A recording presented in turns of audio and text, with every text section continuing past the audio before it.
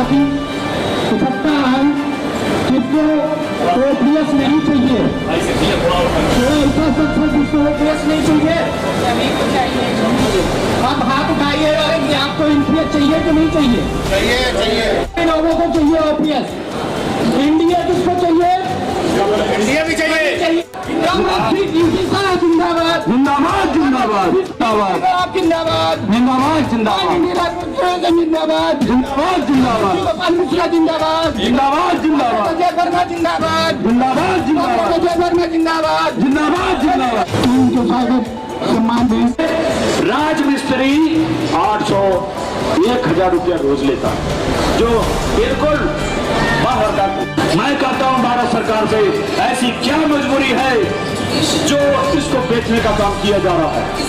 जब भी आदरणीय महामंत्री जी लखनऊ, मैं उनके साथ रहता हूँ और यही कारण था कि चाहे आरडीएसओ हो, चाहे रेलवे हो, चाहे नॉर्दर्न रेलवे हो, चाहे बगल में मिला हुआ एनसीआर हो, सभी लोग जब जुड़े होते हैं तो हम सभी इकट्ठे होते हैं। हम एक सबसे पहले हम ऑल इंडिया रेलवे फेडरेशन के सिपाही। नमस्कार, मैं अर्चना और आप देख रहे हैं हंगामा टाइम। इस समय हम लोग चारबाग रेलवे स्टेशन पे, जहाँ पे आप पीछे भारी भीड़ देख रहे होंगे, यहाँ पे रेलवे के कई कर्मचारी धरना प्रदर्शन पे बैठे हुए हैं, निजीकरण का विरोध कर रहे हैं। निजीकरण के विरोध के लिए आपने पहले बहुत देखा, जिस तरीके बिजली विभाग के बहुत से कर्मचारियों ने निजीकरण का विरोध किया, बैंक के कर्मचारियों ने भी निजीकरण का विरोध किया और अब रेलवे के कर्मचारी लोग भी निजीकरण का विरोध कर रहे हैं। तो यहाँ पे एनी रेलवे मजदूर यूनियन के कई पदाधिकारी लोग हैं, उनसे बात करेंगे कि आज का जो धरना प्रदर्शन किया गया है वो किस लिए किया गया और किन मांगों को लेकर किया जाए। आइए चलते हैं, यहाँ पे बात करते हैं और निजीकरण का विरोध किस तरीके से कर रहे हैं।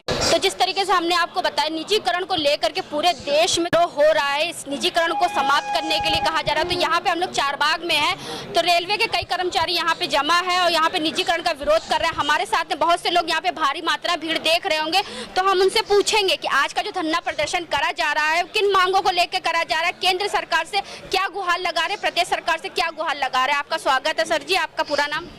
मैं अजय कुमार वर्मा, मंडल मंत्री यानी रेलवे मजदूर लखनऊ। तो आज का जो धरना प्रदर्शन करा जा रहा है किन मांगों को लेकर करा जा रहा है? निजीकरण निगमीकरण के लिए मुख्यतः रूप से, और अभी जो all India railway men's federation का आह्वान हुआ उसमें ये फैसला हुआ कि अगर हम अभी जागे नहीं तो हमारी रेल बिक जाएगी। और all India railway men's federation का आह्वान पर हम लोगों ने ये मास मीटिंग ऑल इंडिया में हो रहा है, हर ब्रांच पे भारत हर जगह किया जा रहा है। उसी कड़ी में हम लोग आज यहाँ इकट्ठा हुए और हमने all India railway men's federation के महामंत्री कॉमरेड शिव गोपाल मिश्रा जी के हाथों को मजबूत करने का काम किया। माननीय KL गुप्ता जी हमारे महामंत्री यानी रेलवे मजदूर यूनियन, माननीय बसंत चतुर्वेदी हमारे केंद्रीय अध्यक्ष यानी रेलवे मजदूर यूनियन, उनका जो भी आह्वान होता है वो हम लोग करने का काम करते हैं। केंद्र सरकार कहते हैं, बार बार प्रधानमंत्री कहते हैं, निजीकरण से हमारे युवाओं को बहुत सारा मौका मिलेगा, रोजगार मिलेगा। निजीकरण आजकल के लोगों के लिए बहुत ज़्यादा लाभदायक है, तो उसके बारे में क्या कहें? मेरे ख्याल से तो ऐसा कुछ नहीं है, क्योंकि जब आपकी सरकार है, आप टीवी पर वही दिखा रहे हैं, सब कुछ वही दिखा रहे हैं लेकिन निजीकरण से कुछ फायदा नहीं होगा। आप जितना भी सफाई की व्यवस्था है एसी में तो हो जाता है, जाके आप स्लीपर कोच को देखिए, जनरल कोच को देख के आइए, जरा टॉयलेट देख के आइए, क्या व्यवस्था है। हमने बेच दिया सब कुछ, नहीं मिल रहा है। खाने में अभी तमाम शताब्दी और राजधानी के खाने में कीड़े मिले, वो सारा चीज आपने ही दिखाया। ये आप सरकार को बताइए कि जिसने अपने खून पसीने से रेल चलाने का काम किया है, उससे बड़ा अपनत किसी का नहीं हो सकता। वो तो ठेकेदार हैं, ठेके पे आए हैं, कमीशन लेंगे, काम करेंगे, चाहे यात्री को सुविधा मिले या ना मिले। मेरा यही कहना था। निजीकरण को लेकर के जो आपके द्वारा, आपके संगठन के द्वारा धरना प्रदर्शन करा जा रहा है, तो क्या कहेंगे? मैं SU Shah, zonal secretary AIRF all India railway federation northern rail से हूँ और आज आपके यहाँ जो यहाँ मौजूद हूँ, आप हमारा हमसे सवाल कर रहे हैं, इसके जवाब में आपको मैं बताना चाहता हूँ कि जो भी सरकार के लोग निजीकरण को जस्टिफाई कर रहे हैं, उसका एक छोटा सा उदाहरण दे रहा हूँ। उससे पेंशन, जब एक परिवार का कभी कोई सदस्य सरकारी नौकरी में आता था तो लोग कहते थे वो सरकारी नौकरी में मिल गई, और उससे उस गांव के अंदर लोग कहते थे भैया वहाँ रेल की नौकरी में है, और उससे एक परिवार नहीं, आसपास के लोग भी उससे लाभान्वित होते थे, पूरा परिवार चलता था। उसके बाद जब वो अपनी ज़िंदगी पूरी दे करके 36 साल 40 साल नौकरी करके रिटायर होता था तो उसको पेंशन मिलती थी और उस फैमिली को जीने का एक सहारा होता था।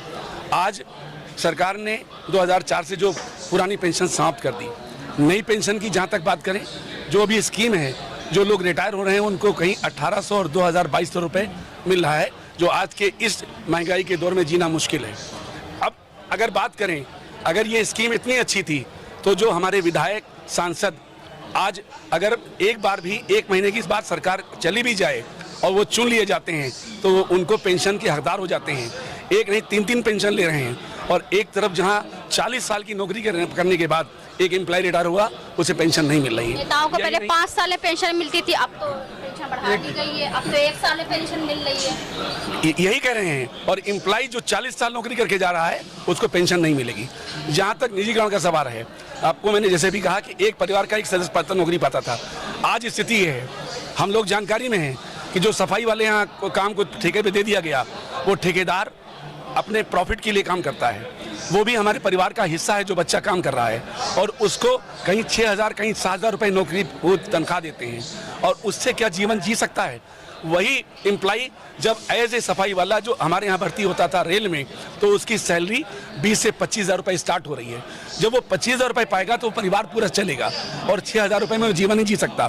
फिर हमारी एक सिक्योरिटी होती है कि हम सरकारी नौकरी में हैं, अगर हमें कोई हमारे खिलाफ काम होगा तो जब तक उसको कहीं से ये साबित न कर दिया जाए कि हम गलत हैं, हमारे खिलाफ कोई एक्शन नहीं हो सकता।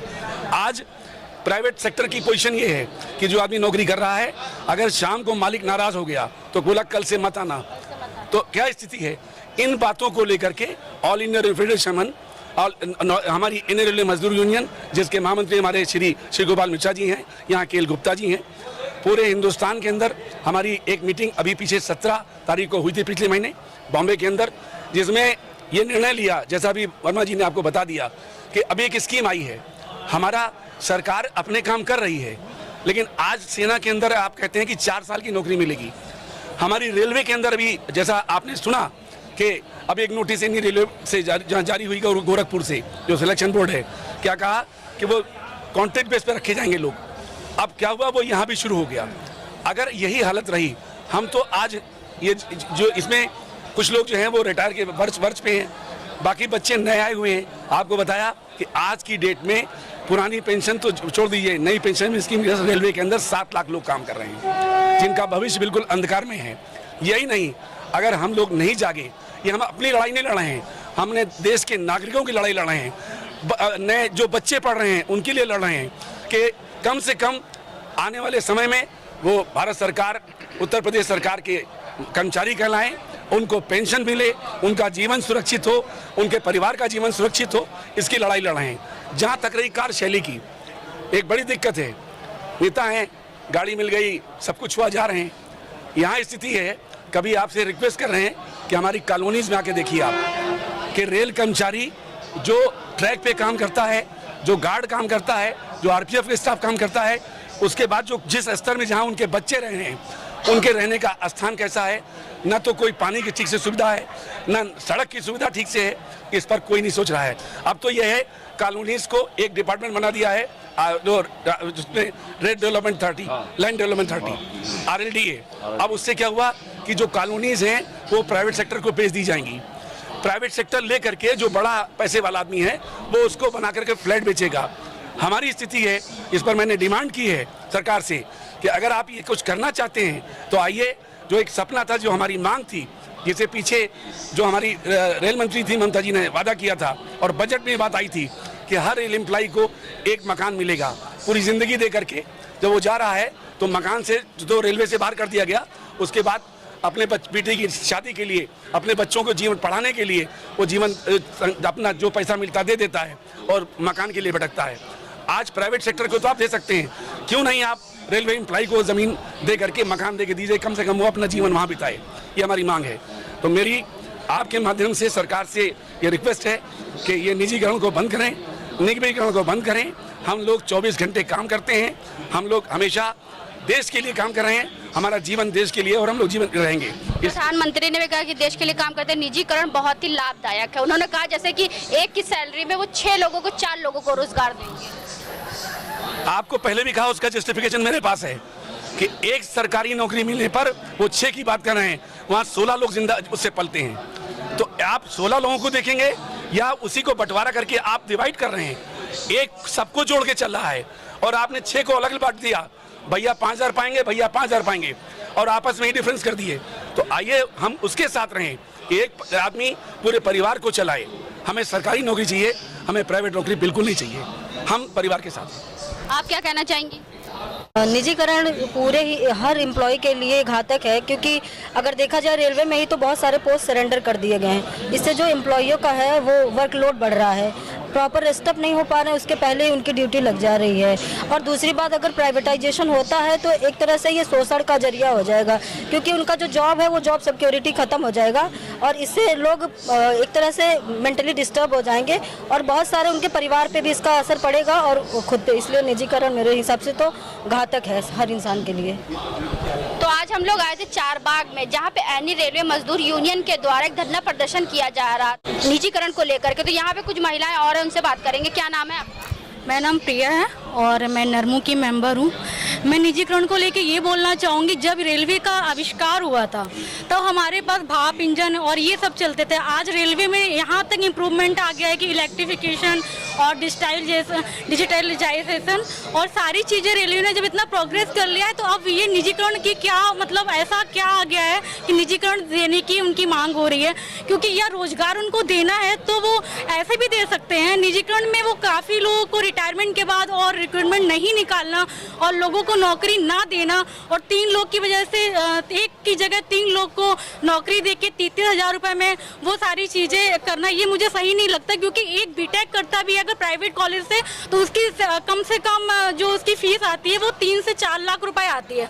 अगर वो 30,000 की नौकरी करेगा तो उसको फिर पढ़ने से क्या फ़ायदा। और ऐसे हमारे देश के जो युवा हैं उनकी वजह से देश विकास कर रहा है। अगर उन लोग के लिए कुछ नहीं, अगर हम जैसे लोगों के लिए कुछ नहीं कर पा रही सरकार, तो कम से कम जो नौकरी मिली है उसको तो प्राइवेटाइजेशन ना करें।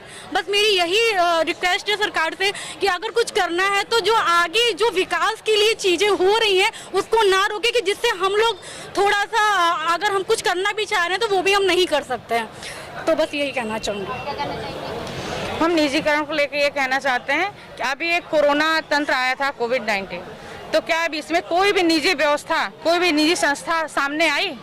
वो सरकारी आई, वो मेडिकल हो या फोर्स डिपार्टमेंट हो या रेलवे हो। तो कोरोना में हमारी जितने भी सरकारी संस्थाएं थी वो निकल के बाहर आए। प्राइवेट निजी संस्था वाले सारे घर के अंदर बैठे रहे और 2-2 साल तक वर्क फ्रॉम उनका होम ही चलता रहा। सरकारी वाले आए, हम लोग भी कोरोना काल में ऑफिस काम करते थे। हमारे कितने ट्रक मेंटेनर, कितने हमारे भाई सब, जितने पार्सल गाड़ी है पूरी ऑनलाइन जो सप्लाई हुआ राशन से लेके मालगाड़ी, इतना तो हमारे रेल ही हमारे साथी तो सब किए। कौन किया? कोई आया निजीकरण वाला? तो जो निजीकरण हो जा रहा है तो कोई बाहर नहीं निकलेगा।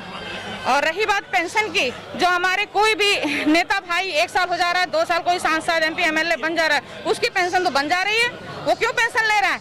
60 साल से 70 साल का नेतागिरी कर रहा है और 60 साल पे उस पर भी रिटायर हो रहा है, उस पर भी कम करो। उनको पेंशन की जरूरत है और हम साथियों को पेंशन की जरूरत नहीं है, क्योंकि पेंशन ही बुढ़ापे की लाठी होती है। जिसके पास पेंशन है उसके सेवा करेंगे बेटे बहू, जिसके पेंशन नहीं है उस बुढ़ापे कोई सेवा नहीं करेगा, कोई पानी नहीं देगा।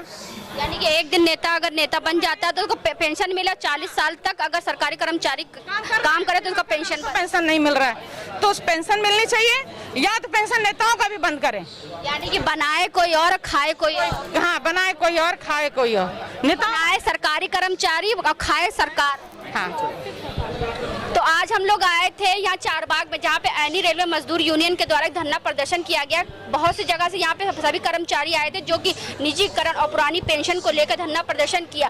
तो सरकार ने जिस तरीके से निजीकरण लागू किया, जब निजीकरण के लिए लोग विरोध कर रहे हैं तो आखिर उसको क्यों नहीं हटाया जा रहा है? इन्हीं सब मांगों को लेकर के यहाँ पे कर्मचारी लोग यहाँ पे आए हुए थे। जिस तरीके आपने सुना कि क्या है यहाँ के लोगों की मांग, निजीकरण को खत्म करा जाए, पुरानी पेंशन को फिर लागू किया जाए। तो इसी के साथ मैं अर्चना आपसे इजाजत लेना चाहूंगी। धन्यवाद, बने रहिएगा हंगामा टाइम न्यूज चैनल के साथ।